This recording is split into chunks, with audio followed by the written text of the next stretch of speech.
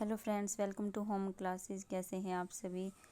देखिए, हम अपना जो एशियट हिस्ट्री कर रहे हैं उसका आज मैं पार्ट 2 लेके आई हूँ। पार्ट 1 जो है इसका वैदिक काल वो मैं आपको ऑलरेडी करवा चुकी हूँ, तो इसका आज हम सेकंड पार्ट करेंगे। मैं आपको बता देती हूँ, अगर जिसको नहीं पता, जो हमारी वीडियो फर्स्ट टाइम देख रहे हैं, मैं अपने चैनल पर जो यूपी टेट है, सी टेट है, या फिर रीट है, डीएसएसबी है, या फिर केवीएस है, इन सभी की प्रिपरेशन के लिए मैं टीजीटी एसएसटी का भी जो हमारा पोर्शन है वो मैंने स्टार्ट किया हुआ है। और मैं एसएस के हिस्ट्री हमने स्टार्ट कर रखी है, तो मैं उसका फर्स्ट पार्ट डाल चुकी हूँ और आज मैं आपको सेकंड पार्ट करवाऊँगी। अगर आप अच्छे से प्रिपरेशन करना चाहते हैं, चाहे वो पीआरटी की है या टीजीटी की है, तो मैं सभी सब्जेक्ट से रिलेटेड वीडियोज़ अपने चैनल पर डालती हूँ। तो अगर आपने अभी तक हमारे चैनल को सब्सक्राइब नहीं किया है तो सब्सक्राइब कर लें, व नोटिफिकेशन बेल को प्रेस करें ताकि आपको हमारी आने वाली वीडियोज़ की नोटिफिकेशन मिलती रहे, आपकी प्रिपरेशन अच्छे से अच्छी हो सके। तो आज हम करेंगे हमारा पार्ट 2 जो है एंशिएंट हिस्ट्री का, भारत में आने वाले विदेशी यात्री व उनकी पुस्तकें, कि भारत में कौन कौन से विदेशी यात्री आए थे, उन्होंने कौन सी पुस्तकें लिखी, वे किस राजा के शासनकाल में आए थे। ये हमारा बहुत इंपॉर्टेंट टॉपिक है। इसमें से हर बार हर टेट में काफ़ी क्वेश्चंस पूछे जाते हैं, एक दो क्वेश्चन तो हमें हर बार देखने को मिल ही जाता है। तो हमारे लिए एक एक जो मार्क होता है वो बहुत इंपॉर्टेंट होता है। तो चलिए हम करते हैं आज हमारा भारत में आने वाले विदेशी यात्री। इसमें जो हमारा फर्स्ट विदेशी यात्री है पहला, वो है हेरोडोटस। हेरोडोटस को फादर ऑफ हिस्ट्री भी बोला जाता है। ये एक यूनानी यात्री था जो कि 5वीं शताब्दी ईसा पूर्व में भारत में आया था, और उसने भारत और फारस के, जिसे कि फारस को अभी आधुनिक काल में ईरान बोला जाता है, उसके संबंधों के बारे में बताया था कि उस टाइम पर उनके कैसे संबंध थे। और इन्होंने जो अपनी पुस्तक लिखी है उसका नाम हिस्टोरिका है।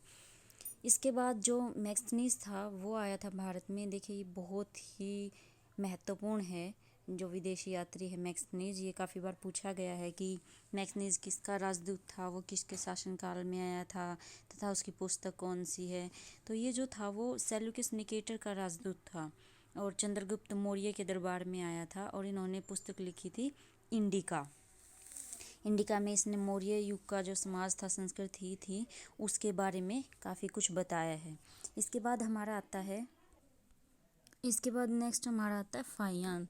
देखिए, फाहियान जो था वो एक चीनी यात्री और लेखक था जो कि गुप्त वंश का जो शासक था, चंद्रगुप्त द्वितीय, उसके दरबार में आया था, और ये 14 वर्षों तक भारत में रहा था। ये काफ़ी इम्पोर्टेंट है। और जो फाहियान था उसने, अगर स्पेसिफिक पूछा जाए कि किस प्रदेश के बारे में उसने जानकारी दी है, तो उसने मध्य प्रदेश के बारे में अपना विवरण प्रस्तुत किया है। इसके बाद आता है हेनसोंग। जो हेनसोंग था वो एक चीनी यात्री था, और हर्षवर्धन के शासनकाल में वो इंडिया में आया था। और देखिए, उसका रीज़न क्या था आने का, वो नालंदा विश्वविद्यालय जो था उस टाइम में वो भारत का काफ़ी प्रसिद्ध था, तो उसमें वो शिक्षा ग्रहण करने के लिए आया था, और 15 वर्षों तक वो भारत में रहा। उसके बाद 645 ईस्वी में वापस अपने देश चीन लौट गया था। इन्होंने जो भ्रमण किया था भारत में, उसके बारे में जो वृत्तांत लिखा उसको सीयूकी के नाम से जाना जाता है। एक और इम्पोर्टेंट चीज़ है इसमें कि इसमें इन्होंने कितने देशों का विवरण लिखा है। तो इसमें जो अपनी बुक है हेनसोंग ने, उसमें 138 देशों का विवरण लिखा है। इसके बाद आता है अलबरूनी। देखिए, अलबरूनी जो था वो एक, मतलब आप कह सकते हैं कि दास था जो महमूद गजनवी के साथ भारत में आया था, और उसने जो अपनी बुक है किताबुल हिंद, या इसको तहकीके हिंदी भी बोलते हैं, वो लिखी थी। इसमें भारत के धर्म, त्योहार, खगोल विज्ञान, रीति रिवाज, सामाजिक जीवन, मूर्तिकला इत्यादि के बारे में उसने पूर्ण जो है विवरण दिया है। और अगर अध्याय की बात करें तो इनकी जो पुस्तक है किताबुल हिंद, इसमें 80 अध्याय हैं।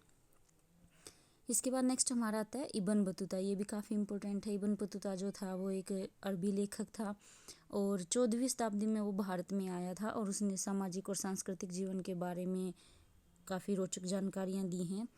जो मोहम्मद बिन तुगलक के शासनकाल में आया था, देखिए ये इंडिया में, और जो इनकी पुस्तक है वो रिहला है। इसमें एक और इम्पोर्टेंट चीज़ है कि 1333 में वो दिल्ली गया था, और दिल्ली के उस समय सुल्तान कौन थे, वो मोहम्मद बिन तुगलक थे। और उन्होंने जो इनकी विद्वता थी, मतलब इब्न बतूता को के बारे में उन्होंने जो सुन रखा था कि एक बहुत बड़े विद्वान हैं, उससे वो काफ़ी प्रभावित हुए थे। और मोहम्मद बिन तुगलक ने क्या किया, उन्हें दिल्ली का काजी नियुक्त कर दिया था।